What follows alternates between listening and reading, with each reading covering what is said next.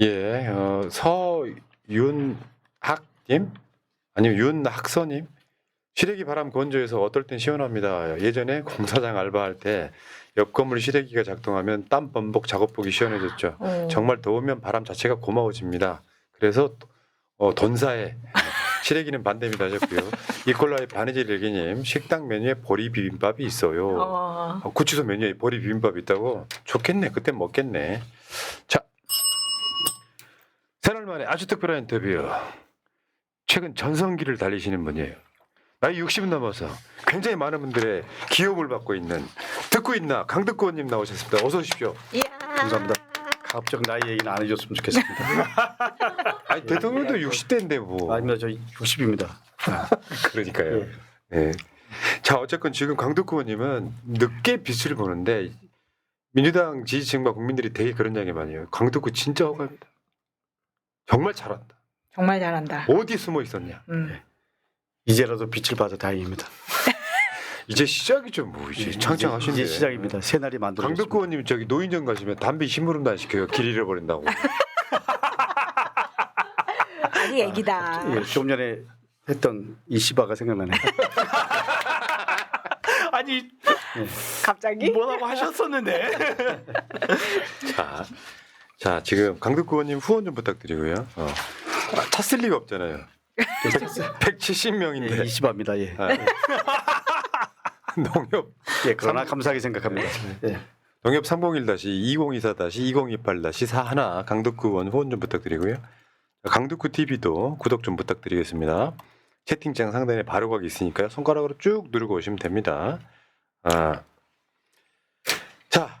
지금 그 이야기 한번 해보겠습니다. 인사청문회가 지금 열리고 있어요. 근데 사실 인사청문회가 뭐 정책 능력 검증하고 그러는 자리가 아니고 그거 뭐 말도 안 되는 약간 좀 멱살잡이하는 그런 느낌이에요. 지금 보시고 오시는 거잖아요. 보고 왔죠. 예. 지금도 진행 중이죠. 네.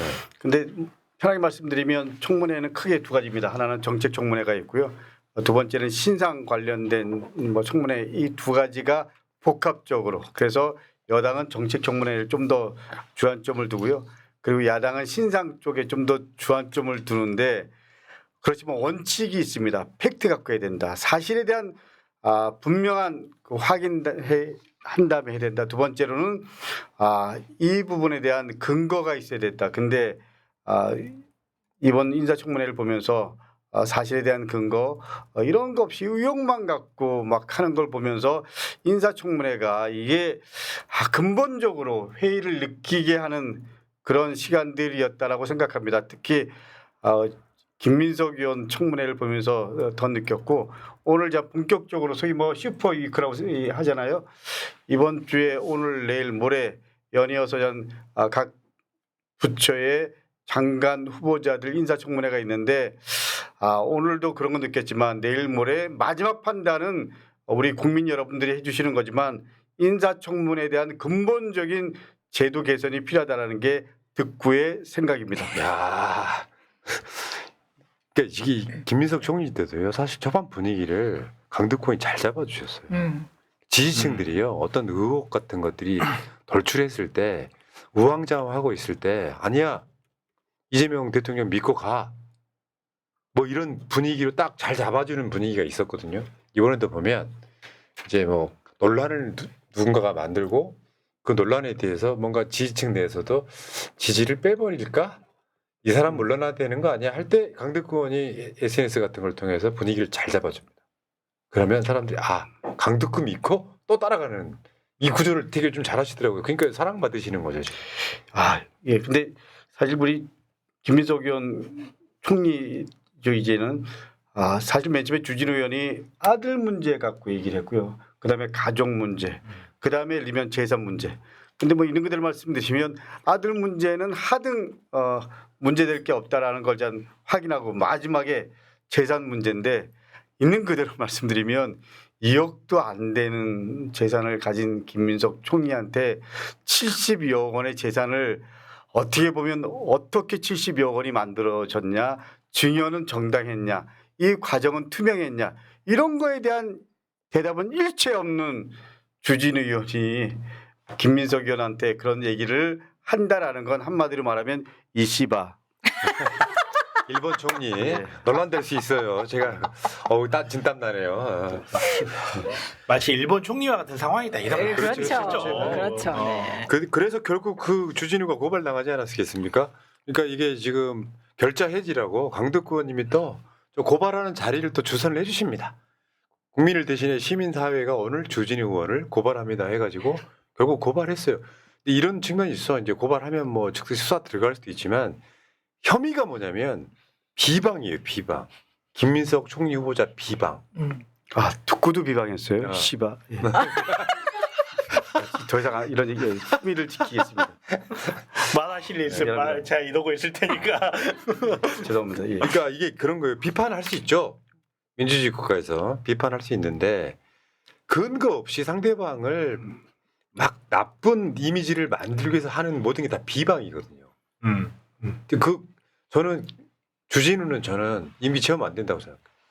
국회의원 임기. 제 생각에는 3특검이 본격적으로 가동하기 시작하면 800에 7070 사건도 있으시고 제 임기 못 채우실 것 같다. 저는 그렇게 봅니다. 주진우 의원이 늘 하는 얘기가 본인 스스로가 가장 존경하는 인물이 윤석열 대통령님이시다 뭐 이런 얘기 하잖아요. 인물이요? 예. 인물? 진짜 그렇죠. 인물? 예. 근데 사실은 뭐 김건희 특검에도 저는 좀 전에 말씀 최병 특검도 있지만 이런 부분에서 당연히 저는 자유로울 수 없다라고 생각을 하고요. 이제 특검이 제 역할을 하고 있으니까 역사가 특검을 통해서 전 주진우 의원을 소환할 겁니다. 반드시 소환을 안 할 수가 없는 네. 형상이에요. 봐도. 아니, 주진우도요. 저 청문회 국면에서 다 법적 조치한다고 다 자기가 지금 걸어놨잖아요. 그러면 똑같이 저렇게 해주는 게 맞다고 그렇죠. 생각이 들고요. 예. 1대1 대응해줘야죠. 근데 내가 주진우하고 또 요 법적 조치 드립을 우리한테 제일 먼저 했잖아요. 사람한테. 그렇죠. 예. 보고 느끼는 건데 법적 조치를 하게 되면 자기한테 따라올 효과가 있어. 그러니까 되게 이상한 방법을 쓰더라고요. 그러니까 예를 들어서 그럼 너 증인 신청. 그 사진이 허위라는 걸 증명해봐. 뭐 이런 것들로 가니까 어떤 경우는 SNS 성에서 법적 조치를 약간 말로 남발하는 성향도 있어 보여요. 그렇죠. 약간 협박이지. 그러니까 제가 탄핵의 밤 행사를 그때 보셨잖아요. 맞아요. 예. 네. 그걸로 인해서 서울시의원 이종배한테 제가 고발당했잖아요. 뭐라고? 그러니까 아니 탄핵의 밤 제가 대관 하는데 역할을 했다고요. 그 단지 그것 때문에 저는 주진우, 이종배 다 같은 과라고 생각합니다. 그렇죠. 예, 그치, 저도 그치. 정확하게 동일하다고 생각해요. 하는 역할이라는 게 사람들 고소 고발로 위협하고 그걸로 위축시키고 그래서 자기네들은 자기네들 하고 싶은 이야기 다 하고. 저도 정확하게 그렇다고. 그러니까 돌려준 거예요. 이게 지금 더군다나 우리 마음 같아서는 김민석 총리 등 그 현수막 최근까지도 걸려 있던 거 있잖아. 6억 뭐 쌓아뒀다 네. 뭐 이런 네. 거 그런 거 싹 다 고발해야 된다고 생각. 그러니까 너그 새끼 32억이나 어떻게 좀 이야기를 좀 해봐. 어? 그러니까 자 오늘의 메인 타이틀인데요. 이 다음 이야기는 뭐냐면 지금 오늘 또 강덕구 의원께서 기자회견하고 오는 길이잖아요. 소위 말하면 이 집사 게이트인데 일단 그 이야기 하기 전에요. 양평 공흥지구, 양평 고속도로 여기서 우리 강덕구 의원께서 얼마나 애를 쓰셨습니까? 맞아요. 활약하셨죠. 이 사진 아니고요. 그러니까, 저 사진도 아닙니다. 지금은. 그러니까 이게 뭐냐면은 양평 고속도로 전에 대선 때 강덕구 의원께서 공흥지구만 파요. 그래갖고 고소고발을 한 거야. 맞아요. 세 건 당했죠. 3건 당했죠. 근데 그 공흥지구도 지금 특검에 들어가 있는 거잖아요. 그렇죠. 들어가 있죠. 예. 농지를 김성교 등 양평 군수가 형질 변경해서 아파트를 짓고 개발 부담금 영원해 거기서 한 100억 벌었어. 그 사건이 사실은 어떻게 보면 그게 바늘도둑이었던 거야. 나중에 하늘이 좀 많이 크네요. 그러니까 나중에 양평 고속도로까지 발전하면서 그렇죠. 나라까지 먹는 예. 그 시작점이었는데 강덕구 의원께서 지금 특검에서 이 수사하고 있는 거에 대해 보고 계시면 좀 감회가 새로우시겠어요. 감회가 새롭죠. 제가 양평 고속도로 자료를 보면서 이건 뭐 양평 공지구와 완전히 판막이네. 그때 나온 그 당시의 군수, 그때 검찰 여주 양평 지검장 다 판박이네. 그래서 이거는 뼈박이다라고 해서 제가 추적을 했죠. 그랬더니 결론적으로 말씀드리면 양평 공지구나 양평 고속도로나 기본적인 근본적인 거는 같다. 다 김건희 여사와 최은순 여사 집안들을 위한 갖다 바치는 그런 작업을 했다. 한마디로 말씀드리면 그것을 권력을 이용해서 그야말로 권력을 사적 농단으로 이용한 윤석열 김건희 부부의 대표적인 것이 어떻게 보면 양평 공무지구부터 시작됐다. 그리고 이 양평 고속도로는 더 용납할 수 없는 게 인수위원회 때 그런 거잖아요. 생각을 해보십시오. 인수위 때 대통령이 큰 틀의 국가 5년 동안의 비전을 구체화하는 이 시간에 어떻게 하면 크게 한번 해먹을 수 있을까? 뭐 이런 거잖아요. 그러니까 영화 타짜에 보면 그런 이야기 나오잖아요. 장난질을 하려면 첫 판부터 쳐라이 하고 얘네들은 진짜 첫 판부터 장난질을 하고 있었던 거예요. 정말 놀랍잖아요. 그때 상임위에서 국토위죠. 원희룡 의원이 강북구 막 얘기를 막 하면서 강북구가 그런 얘기를 한 거는 원래 뭐 그런 사람이기 때문에 이런 식으로 얘기해서 제가 야 참 원희룡 80년대 같은 연배 원희룡이 어떻게 저렇게 전두환한테 세배하고 그리고 이명박한테 세배하고 그리고 지금 그 당시에 윤석열한테 붙고 저렇게 이 같은 연배지만 세상을 살아가는 방법이 태도가 다를 수가 있을까? 그래도 근데 사람이 일관성은 있는데요. 전두환한테 세비하고 이명박 찾아가고 일관성은 있네요. 그러니까 저는 국힘의 소위 말하는 80년대 사람들이 대부분 다 저런 모습이잖아요.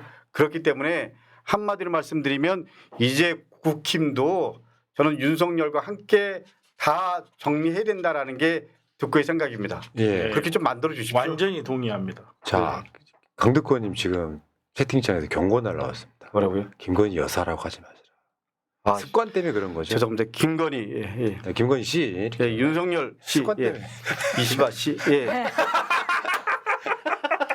그렇죠. 그러니까 그렇습니다. 네. 그러니까 이거는 강덕구 의원께서 저는 이제 다른 식의 비하인드를 한번 꺼내보고 싶은데 이분은요 쉽게 표현하면 보좌관들 차도 잘 이용 안 하세요.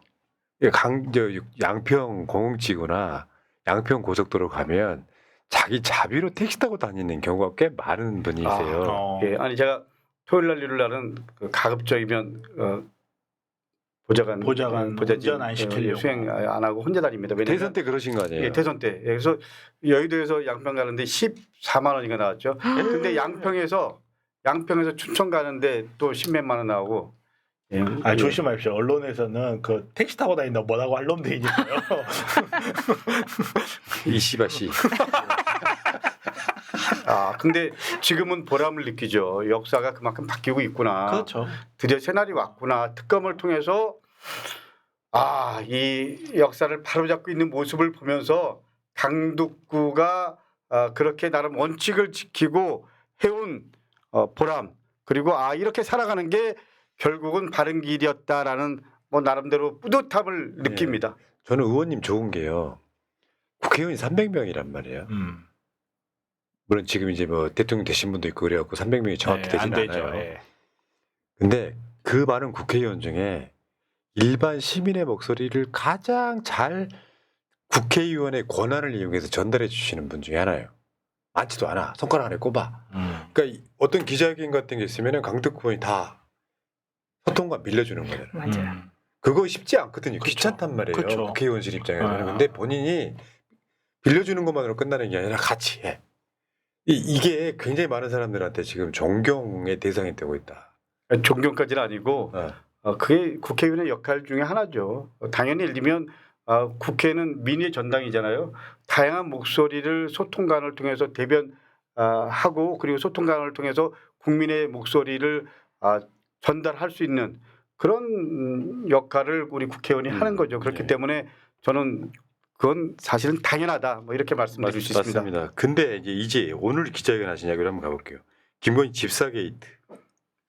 지금 오늘 기자회견 하셨단 말이에요. 지금 사진이 저건데 이게 지금 IMS 모빌리티 옆에 선픽기 들고 있는 거고 강덕구원께서 지금 예. 기자회견을 했는데 이게 오늘 말씀하시는 거 보니까 이건 빙산의 일각이다. 예. 이거 진짜 빙산의 일각이다. 그러니까 지금 이게 저희는 우리 방송에서 그 결론을 내렸었거든요. 저 회사는 사실상 김건희 회사가 아닐까라고 생각해보는.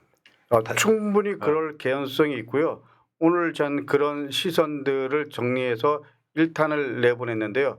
2탄, 3탄을 준비하고 있습니다. 그러면 마지막 국민들의 시선, 느낌이 어떻게 정리될까 이런 부분 속에서 저희들이 확신하는 게 국민 여러분들도 공감할 거다라는 뭐 그런 확신이 있고요. 두 번째로는 특검을 통해서 이런 부분들이 한 점 의혹도 없이 밝혀져야 된다라는 게 제가 기자회견을 준비를 하는 이유입니다. 그리고 또 지금 이렇게 할 수 있도록 여러분들이 도와주고 계십니다. 우리 언론인 여러분 포함해서 또 이런 자료와 정보를 주시는 분들한테 함께 저는 분명히 말씀드리지만 김건희 집사 게이트 이런 부분들 46억 지분 매각은 빙산의 일각이고 이제 본격적으로 우리가 밝혀낼 거고 마지막은 특검이 수사를 통해서 이 실체를 다 국민 여러분 앞에 소상하게 드러나게 할 거다라는 뭐 확신이 있습니다. 예. 그러니까 지금 이게 다른 뭐 21g이라든지 하는 자기 측근들에다가 뭔가 혜택을 몰아주는 거랑 좀 다른 개념의 냄새가 나는. 그러니까 김건희의 실제 비리의 어떤 그 핵심 중에 하나가 아닐까 저게 그런 이야기가 나오고 있는 거고요. 지금 이제 특검이 모든 특검이 다 똑같습니다만 특검 수사 중 인지된 사건에 대해서는 수사를 할 수 있게 되어 있기 때문에 국회의원이 나서서 이런 의혹 제기를 하면 뭐 그런 보도까지 나오지 않습니까? 휴일인데도 좁아터진 특검 사무실에 특히 김건희 특검에 굉장히 많은 사람들이 거기에 지금 제보하려고 온다는 거 아니에요? 사실은 지금 3특검 전체가 사실 김건희 특검이라고 봐도 무방하지 않겠습니까? 그럼요. 다 그 중심에는 김건희 씨가 있는 거죠. 예. 그리고 지금 소위 말하는 김건희 집사라고 불리는 김혜성 씨가 지금 외국으로 도피라는 표현이 맞을지 모르겠지만 지금 베트남에 가 있는 걸로 알고 있습니다. 네. 안 오잖아요. 저는 빨리 소환 어떻게든지 해서요. 이 실체를 밝혀야 된다고 생각합니다. 그러면 김건희 특검이랑 다 연결되는 거잖아요. 그리고 전 그것은 윤석열 정권의 실체가 드러나는 거고요. 그리고 윤석열을 비호한 세력들, 계엄을 뭐 당위로 받아들이는 세력, 그리고 윤석열의 그런 모든 비리를 막아준 세력들, 이 세력들도 저는 조금 전에 말씀드렸지만 이제 정리해야 된다. 그게 시대 요구라고 생각합니다. 이거는 사실 진보 보수의 문제가 아니잖아요. 그런 거 아닌가요? 그렇죠. 아니 우리가 소중한 한 표 한 표를 모아서 권력을 위임한 거잖아요. 국정의 책임자로. 근데 그 권력을 이용해서 사유하고 농단하고 또 한편으로는요. 이런 말씀 드리면 어떻게 생각하실지 모르겠지만 코바나 콘텐츠 아니 예를 들면 검찰총장 할 때 네. 예를 들면 지검장 할 때 중앙지검장하고 그럴 때 얼마나 했겠어요. 그런 것까지 생각하면 그냥 뭐 심각한 거죠. 그렇기 네. 때문에 저는 윤석열 예를 들면 에어컨 안 된다고 뭐 지금 서울구치소에서 그런다는 모습을 듣고 야 최소한의 염치도 없다. 최소한 내란에 관련해서 사과하고 그리고 지난 3년 동안 사과하고 뼈저리게 반성하는 모습부터 보이는 것이 첫 번째임에도 불구하고 그런 부분에 대해서는 일체 표명하지 않고 있잖아요. 그렇죠.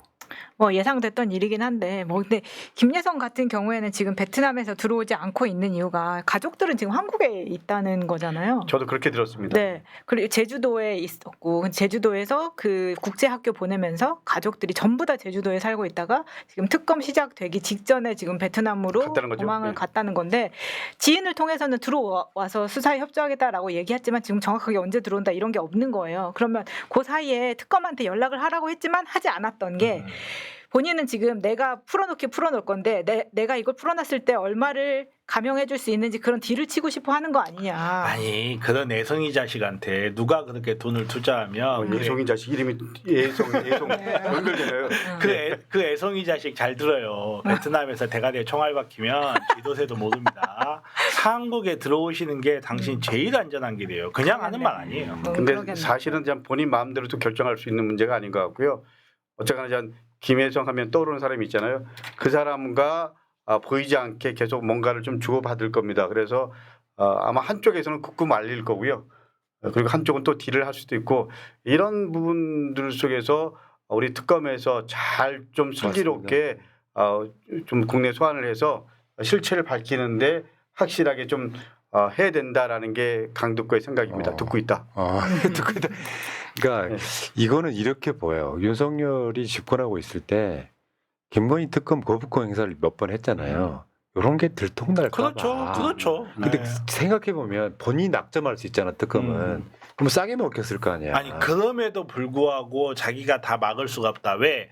내가 한동훈을 낙점했는데 한동훈도 저렇게 움직이는데 특검은 어떻게 그럴 수 믿냐. 있지. 그런 게 분명히 저는 작용을 했을 것 같아요. 이런 상황들을 우리가 겪으면서 사실 어떤 느낌이냐면요. 좀 허탈해요. 우리가 만들어온 민주주의가 윤석열 같은 김건희 같은 자들이 들어오면 한순간에 망가지는구나. 어떻게 나라를 수익 사업으로 생각하는 거잖아요. 그러니까 지금. 시스템이라는 게 그걸 지킬 의지가 없으면 근데 좀 안타까운 게 그쪽 당은 다 그랬어요. 다 그랬는데 또 찍어 미치겠어. 예, 이런 말씀드리면 제가 욕을 먹을 수도 있는데 말씀하신 대로 어떻게 보면 민주주의가 무너졌잖아요. 그리고 또 민생이 무너지고 이랬잖아요. 사실은 지금 이재명 대통령께서 민주주의를 다시 회복하고 네. 민생을 회복하고 이런 어떻게 보면 정상화 시키는 과정인데 우리가 막 잘하고 있다고 박수를 치고 있잖아요. 네. 어떻게 보면 그만큼 윤석열이 3년 동안 대한민국을 말아먹은 결과 이재명 대표가 힘들지만 대통령께서 힘들지만 이런 과정을 통해서 국민들이 참 민주주의가 얼마나 소중한지 그리고 이 우리가 한 표 한 표를 뽑아서 누구를 우리 대신 지도자로 만드는데 그 지도자의 역할이 얼마나 소중한지 다시 느끼는 시간들인 맞죠. 것 같아요. 네. 전화 이복, 전화 이복. 반면 예. 교사일 수도 있고. 저는 좀 안타깝긴 해요. 그것도 5년 만에 잊어먹고 윤석열 뽑아버리니까 보고 근데- 있으면 진짜 답답하고. 근데 윤석열이 한 말 있잖아요. 1년 있으면 또 잊어먹는다고. 그러니까. 잊어먹으면 안 됩니다. 네, 잊어먹으면 안 돼요. 내년 지방선거 네. 맞아요. 자, 잊어먹으면 안 됩니다. 그러면 지금 특검도 기한이 있기 때문에 윤석열은 구속이 됐고 네. 김건희도 사실은 지금 이제 계속 밑밥 깔고 있잖아요. 몇 개 기초 작업했잖아요. 지금. 네. 오늘 국토부까지 압수수색했으면 김건희는 이제 부르고 저기 윤석열이 나 안 그랬다고 이제 부인하면 네. 영장 치고 이 과정을 겪겠네. 그러면 아마 사상 처음이지 이것도. 김건희는 조금 더 시간이 걸릴 것 같은 게 결국은 특검 입장에서 여러 번 부를 수는 없고 16개의 혐의를 기본적으로 다 다진 다음에 부르려고 할 거예요. 한 번에 불러서 16개의 혐의를 물어보기도 빡세겠다.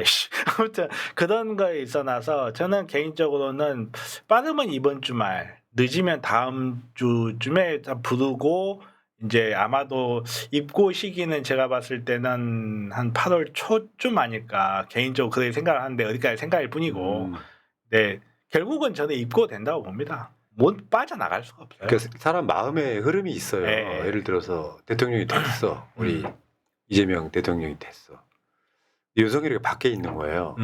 구속이 됐어. 근데 그 의식의 흐름이 마지막이에요. 그렇죠. 김건희가. 김건희는 반드시 구속시켜야 된다. 반드시 해야 돼요. 반드시. 심지어 보수들도 윤석열보다 싫어하는 게 김건희이기 그렇죠. 때문에. 근데 그게 그냥 나온 말이 아니잖아요. 네. 심지어 김건희 명품백 논란이 있을 때 저 북한으로 드론을 5번 보냈다는 거 아니야? 이게 사람입니까? 국민들의 생명을 담보로요. 맞아요.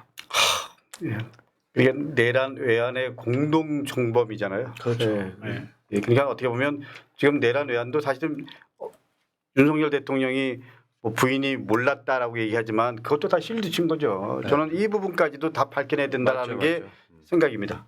심지어 그 고발 사주 사건이 다 수사 다시 하더라고요. 그렇죠. 예. 우리가 알고 있던 모든 사건 다 수사 다시 한다고. 다시 다시 해야 된다고 봐요. 윤석열이 자기의 정치적 이득을 얻었다라고 생각되는 사건은 저는 다 다시 봐야 된다고 예. 생각해요. 그리고 그 사건에 거의 다 김건희라는 이름이 사실은 다 그러니까요. 들어가 있다라는 게 어떻게 보면 참 이게 우픈 일이죠. 어? 슬픈 일이 아닌가요? 네, 맞죠? 그래요. 자, 그리고 이제 마지막 질문이 뭐냐면 지금 기자회견 하셨는데 저는 이쪽 분야에 관심이 많아가지고 영풍 석포재련소의 입법행위라는 걸 기자회견 하셨더라고요. 고발하는 기자회견이죠. 예. 저기 보면 강두구원하고 임미 의원이 하셨던데 현수막 보면 대충 얼개가 나올 것 같아요. 영풍 석포재련소 토양오염 관련 국민권익위 결과 발표 및 낙동강 1300리 주민 집단 손해배상 청구 기자회견 이런 걸 했단 말이에요. 지금 이 사건은 뭐예요? 이런 겁니다. 그 영풍 석포재련소가 있는데 그 자리가 낙동강 수질에 심각한 영향을 미치는 그런 위치에 있습니다. 그렇기 때문에 사실 이 영풍 석포재련소가 다른 데로 이전을 하거나 아니면 그 부지 안에서 공장을 이전하는 걸 해야 되는데 현실적으로 지금 환경부가 이제 적극적으로 나서서 풀어갈 수밖에 없다. 만약에 이게 낙동강이 아니고 수도권 한강이었다 그러면 이건 뭐 벌써 어떤 형태로든지 정리가 됐겠죠. 그렇겠네요. 예, 그렇기 때문에 이번 이재명 정부에서는 이 부분에 대해서 뭐 대통령도 말씀하셨고요. 적극적으로 우리가 이제 이 난제를 풀어야 된다라는 게 저희들 입장입니다. 그걸 국민권익위에서도 주민들의 이 고통을 공식적으로 인정을 했습니다. 잘 몰랐는데 상당히 심각하더라고요. 이 배출된 오염물질 같은 게 보면 카드뮴이나 아연, 납 뭐 이런 거 좀 조금만 소량만 노출돼도 심각한 질병을 일으킬 수 있는 이런 것들도 있고. 아직도 그런 데가 있다고? 네. 굉장히 놀랐어요. 여기 위치가 경북 봉화에 있는 거 맞아요? 예, 경북 봉화입니다. 예. 이게 이명박이가 사대강할 때 실제로 사대강의 목표는 영산강, 금강, 한강이 아니었어요. 낙동강 개발이었다고. 구색 맞추기를 끼워놓은 거야. 그래놓고 자기 동지상고 뭐 그런 사람들 불러다가 구간 나눠먹기 위해서 돈 번 사건이잖아. 그렇죠. 예. 그래서 뭐 모래를 몇 미터를 팠네만에 안 파도 표시가 안 나는 사업 빼먹었단 말이에요. 6m. 예. 그래갖고 결국 남은 것은 낙동강 수질만 엄청 나빠진 거야. 알겠니 마차야? 그래서 권익위에서 환경부 장관이랑 지금 마차님 말씀하신 대로 봉화입니다. 봉화에서 이 문제에 대해서 적극적으로 나서야 한다라고 얘기를 했고요. 이재명 후보가 낙동강을 살리겠다고 약속을 했습니다. 그리고 전 경북에서는 TF팀을 만들었고요. 그래서 이제 환경부에서도 TF팀을 만들어서 이 문제에 대해서 어떻게 할 건지 12여 년 이상 끌어왔는데 이제 결론을 내려야 된다. 왜냐하면 이건 사실 식수잖아요. 먹는 그렇죠. 음용수잖아요. 그렇기 때문에 더 이상 방치해서는 안 된다. 이재명 정부는 윤석열 씨 정부랑은 다르다. 꽂히셨어 지금 뭐 이렇게 일본 총리 이름에. 돼지 강정기도 하시면 됩니다. 그러니까 이게 지금 날씨들 보시면은 거의 재앙급이거든요. 7월 초 중순에 막 38도 40도 올라가 버립니다. 갑자기 또 이제 뭐 마른 장마였다가 또 다시 비가 오기 시작하고 그러니까 모든 생태계가 바뀌고 있어요. 그게 환경의 재앙이에요. 근데 여러분 금요일 방송 보셨는지 모르겠는데 올해 여름은 여러분 생애에 가장 시원한 여름이다. 그렇죠. 무서운 사실 말입니다. 무서운 말이죠. 예. 거기다가 지금 한국에서 이제 더 이상 자라지 못하는 과일이고요.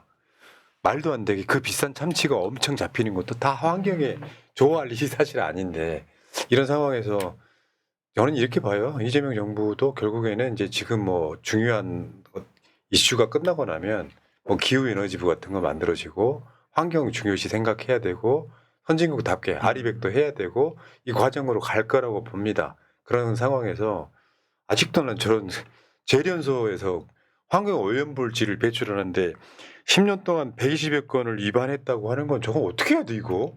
이 정도 되면은 이거 쉽게 표현하면 영업 못하게 해야 되는 거 아니야? 아니, 만약에 미국에서 이런 일이 있었으면 초대형 환경 관련 손해배상 소송이 있어가지고 수십억 달러 나왔을 거예요. 수천억 우리나라 네, 돈으로 그러니까, 수천억 네, 되네. 수천억 원 그래서 나왔어요. 이번에 시민사회 단체에서 소송을 제기했죠. 변호사가 필요하시다고요? 예.